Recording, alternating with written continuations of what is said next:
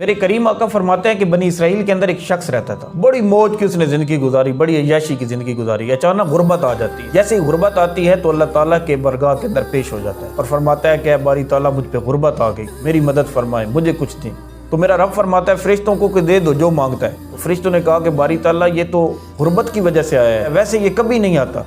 तो मेरा रब फरमाता है ठीक है फिर भी दे दो। फरमाया बारी ताला अगर दे दिया तो ये दोबारा नहीं आएगा। फरमाया इस बात का भी पता है। तो जब उसके पास माल आ जाता है तो वो फिर कहता है ओहो ये जो तरीका मैंने पहले लगाया था ये बड़ा गलत लगाया था। मेरे करीम आका फरमाते हैं कि उस बंदे ने 70 बार तौबा की और 70 बार तौबा तोड़ी, लेकिन मेरे रब ने उसे हर बार दिया। कहते हैं एक बार आसानी थी उसके ऊपर और वो चरपाई पे लेटा हुआ था और उसके ज़हन में ये सोच आती है कि मेरा रब कितना गफूर और रहीम है। वो उठता है और वजू करता है और मुसल्ला बिछा लेता है। मेरा रब फरमाता है फरिश्तों जरा दरवाज़ा खोलो, आज ये गुर्बत की वजह से नहीं आया बल्कि मेरा बन के आया है। तो फरिश्ते फरमाते हैं कि बारी ताला अब क्या करेगा। मेरा रब फरमाता है कि अब इसे मैं बगैर हिसाब किताब के जन्नत अता